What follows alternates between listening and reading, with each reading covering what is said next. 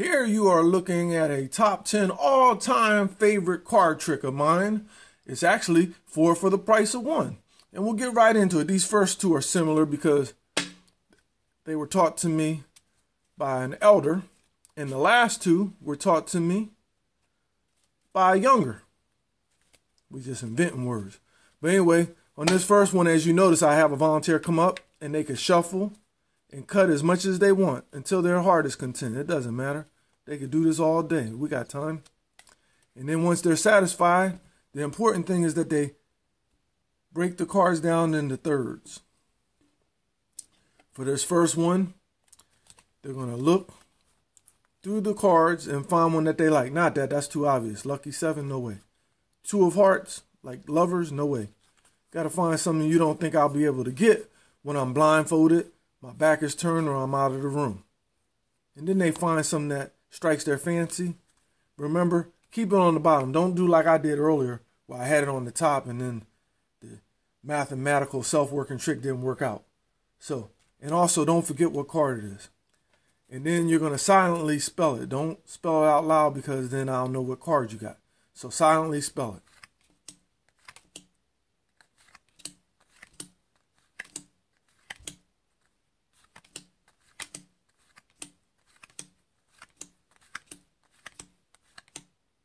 Drop the rest of the cards on top. Don't make the other mistake I did where I was counting them in my hand and doing a constant rotation and never having the cards end up on top, and then my count was off as well. Now here's the second most crucial part of the trick, is that you have your volunteer pick an invisible card and don't tell you what it is. And once again, spell it out and do it silently so that the magician can't hear.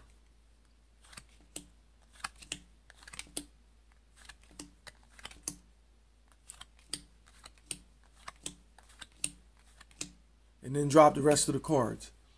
And this was known as Scorny's Speller. And the key to it is that you often forget what your original card is. Don't do that. We remember what our original card is, and to prove it, I'll have you silently spell it one more time.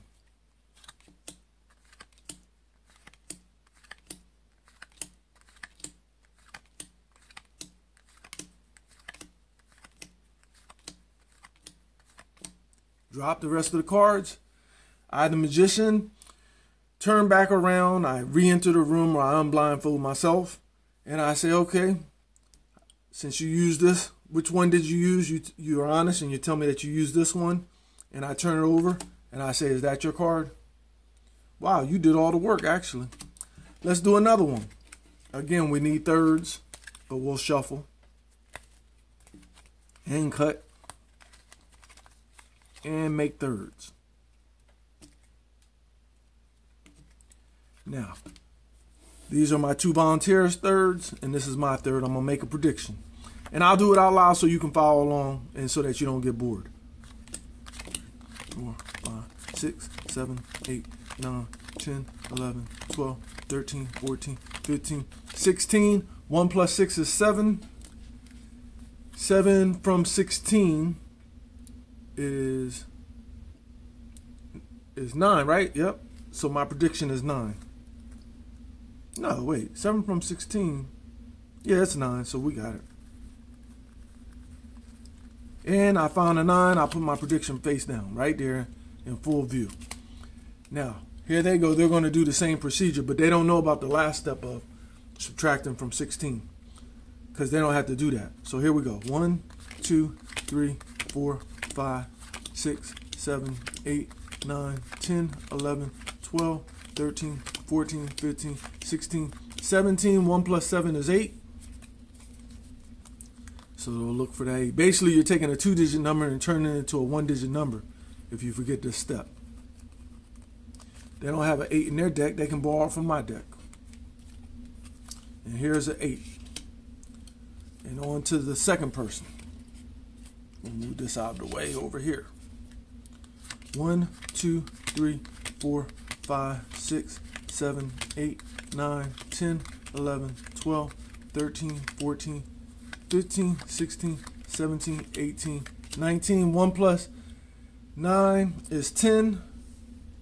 1 plus 0 is 1, so that's an ace. and an ace plus 8 is 9. So their grand total is 9. And I see it right here. So I'll replace that with this. And let's see if my prediction came true. And indeed it did.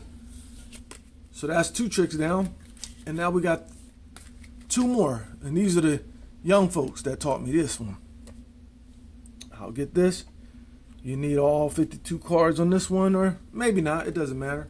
And I'm going to put down 5 card predictions. 1, 2, 3, 4, and 5. Now what I need you to do is either say yes, you want it to match, or if you don't want it to match, say no. So the first person, they're being difficult and they say, no, I don't want it to match. So I'll put this down. And then the next person, they're being nice enough and they say, yes, I want it to match. So then I'll put this here and I'll move this one up some. Then the next person says, no, I don't want it to match. So I'll put that there and leave it where it is. Then the next person says, yes, I want it to match. So then I'll put this here and move this up. And then the last person said, yes, I want it to match. So I'll put this here and move this up. Now let's first look at the non-matches. You got a 5, so you need a 5. No 5, get rid of that. You got a 7, you need a 7. That's not a 7, get rid of that. You got a queen, we want these to match because that's what you said. You said yes. And we got a match, queen for queen. You got a jack, you need a jack. And you got a jack. And it's the same color, so that matches. You got a red 4, and you got a red 4. It's a perfect match. We want to give a thank you and a shout out to the young fella who sound like Sheldon from Big Bang Theory.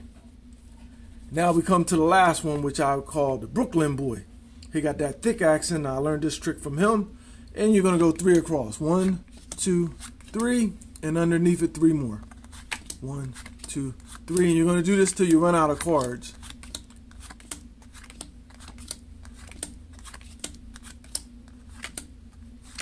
Now, there's no setup to this really. They can pick from any of the columns that they want.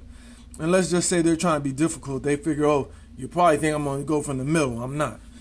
And I'm not going for the first one, so I'll pick this one. That's fine. They pick it up. They find the card that they want. We'll keep it simple, silly, and we'll go with the Queen of Hearts. She's stealing people's hearts. We can put it on either pile. The volunteer doesn't tell me which card that they're using, nor do they tell me which pile they're putting it on, but it's one of the two. Actually, I can watch this part. They put it on this one. Gather these up.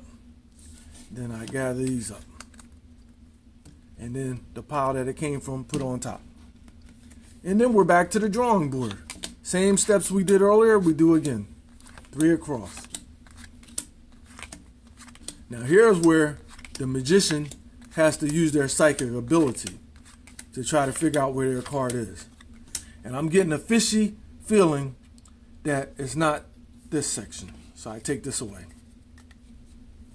And I got a sneaky suspicion that it's not this one. So I take this one away. Which leaves me with this.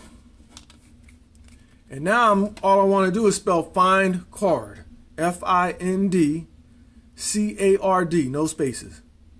And let's do it. And this is the time where we're going to do a rotation because we probably don't have enough cards to just go flat line. So let's go. F-I-N-D C-A-R-D and turn over the next card.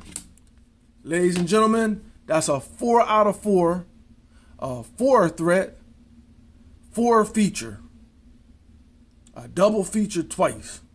And it makes the top 10 of my all-time favorite card tricks.